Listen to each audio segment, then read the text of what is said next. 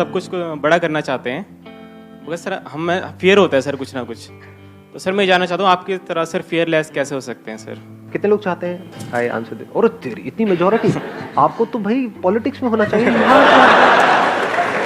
Sir मैं जानना चाहता हूँ सर आपकी तरह सर एब्सोल्युटली फियरलेस कैसे हो सकते हैं? मेरी तरह? Yes sir. मेरी तरह तो एक ही है भैया इस दुनिया में। पहले ध्यान से समझना है डर किस चीज का होता है। जैसे आप क्या करना चाहते हैं, थोड़ा शेयर करेंगे if you are okay with it, जो करने के नाम से आपको डर लग रहा है। सर एक तो सर जैसे स्टेज पर बोलने में बहुत डर लगता है। वो तो डर अभी मैं निकाल दूंगा, 2 मिनट में यहाँ पे आ जाओ, अभी निकल जाएगा डर। आओ आओ ना भाई।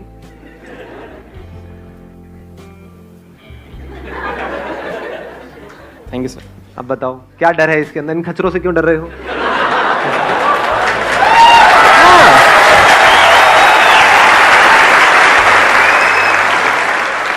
आपने मेरे सेशंस देखे हैं? यस सर, सारे देखे सर, मैं सारे देखे हैं। तो उन सबको, जो भी आपने इतने सारे सेशंस देखे हैं, उसको शॉर्ट में एक्सप्लेन करना हो 2 मिनट के अंदर अंदर, तो आप करो। आपको सबसे अच्छी चीज क्या लगी मेरे सेशन में? मुझे सबसे अच्छी बात आपकी ये लगी सर, आपने एक बार बोला था कि जो भी काम करो एटीट्यूड के साथ करो। आपने बोला था कि मेरा ये है, आप तुझे चाहिए तो ले, नहीं तो आगे जा, मुझे कोई फर्क नहीं पड़ता। हाँ सर ये चीज में बहुत अच्छी। इन सबको बोलो कि देखो मैं तुमको ये बात बता रहा हूं, चाहिए तो लो, नहीं तो तेल लेने जाओ। इसकी डेप्थ को समझो। ये जो मैं वर्ड यूज करता हूँ ना, साथ वाले गए तेल लेने, इसको समझने की कोशिश करो। मतलब किस वे में बोल रहा हूँ, कि इसका मतलब वो कुछ भी बोल रहे हैं, कुछ भी सोच रहे हैं, उससे हमें फर्क नहीं पड़ना चाहिए। हमें जो करना है वो हमें करना है। यानी हमने किसको छोड़ा? काम को नहीं छोड़ा, बोलने को नहीं छोड़ा, रिजल्ट को छोड़ दिया, कॉन्सिक्वेंसेस को छोड़ दिया। जो कॉन्सिक्वेंसेस की परवाह नहीं करता है उसके अंदर डर नहीं होता है।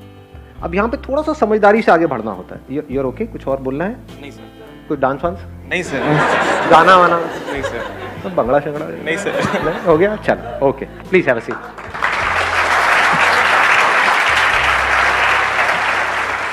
इसको मैं थोड़ा सा और बिल्ड करूंगा इस पर्टिकुलर पॉइंट को, क्योंकि बड़ा इंटरेस्टिंग है। मैंने क्या कहा? कॉन्सिक्वेंसेस को छोड़ दो। तो किन कॉन्सिक्वेंसेस को हम छोड़ें?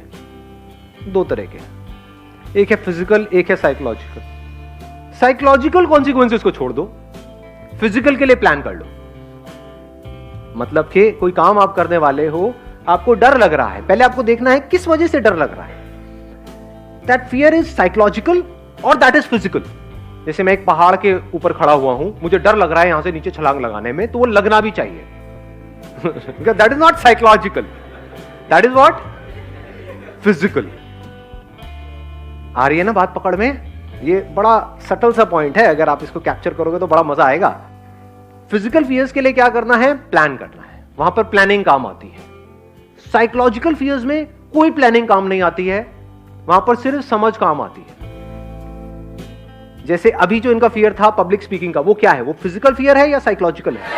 साइकोलॉजिकल है, क्योंकि फिजिकली यहां पर आकर कुछ भी करके चले जाएं, कोई कुछ नहीं करने वाला, सब देखेंगे 2-4 मिनट में सब भूल भाल जाएंगे। तो आप कोई काम करने वाले हो और आप कह रहे हो कि मेरे को वो काम करने से डर लग रहा है। क्यों डर लग रहा है? इसको फिगर आउट करना है। क्या इसलिए डर लग रहा है कि मैं वो काम करूंगा तो लोग क्या कहेंगे, मेरे घर वाले क्या कहेंगे, किसी को बुरा ना लग जाए? ये सब क्या है?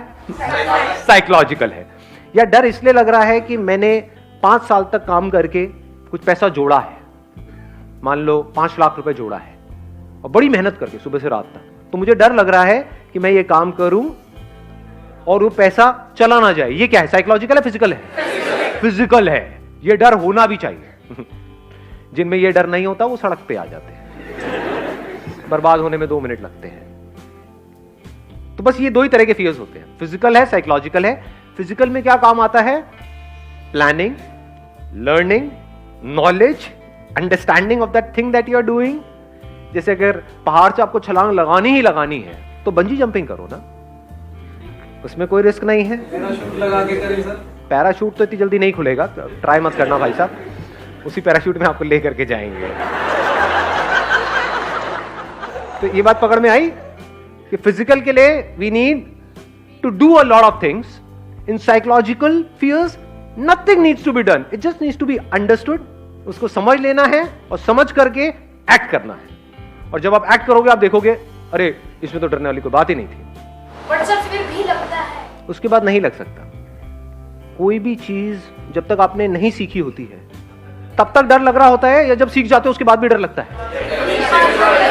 और सीखने के बाद अगर आपको डर लग रहा है तो वो साइकोलॉजिकल नहीं है, वो फिजिकल है। यानी आपको तैरना आ गया है। जब तक तैरना नहीं आता है पानी से बड़ा डर लगता है। जब तैरना आ जाता है तो क्या स्विमिंग पूल में आपको तैरने से डर लगता है? लगाओ थोड़ा सा दिमाग। बट अगर समुद्र में तैर रहे हो वहां पे डर लगता है? क्या लगना चाहिए? नहीं लगना चाहिए। या 2 किलोमीटर अंदर चले गए फिर कह रहे हैं भैया आई एम फियरलेस। समझ पा रहे हो?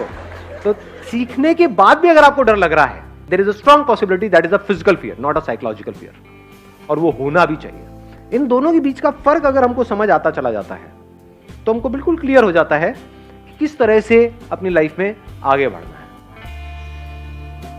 साइकोलॉजिकल फियर्स धीरे धीरे जैसे जैसे हमारी समझ गहरी हो जाती है जीरो हो जाते हैं। मर गया तो क्या होगा? ये क्या है? ये फिजिकल है या साइकोलॉजिकल है? आराम से सोच के बोलना। मेरे साथ में जो लोग हैं वो मर गए तो क्या होगा? ये फिजिकल है साइकोलॉजिकल है? साइकोलॉजिकल है। लेकिन अगर आप अंधेरी रात में दिया तेरे हाथ में और आप चले चले जा रहे हो किसी सुनसान सड़क पर और आपके सामने से कोई 2 बंदे आ रहे हैं गन लेकर के या नाइफ लेकर के, अब आपको डर लग रहा है, ये क्या है? फिजिकल है। ये होना भी चाहिए।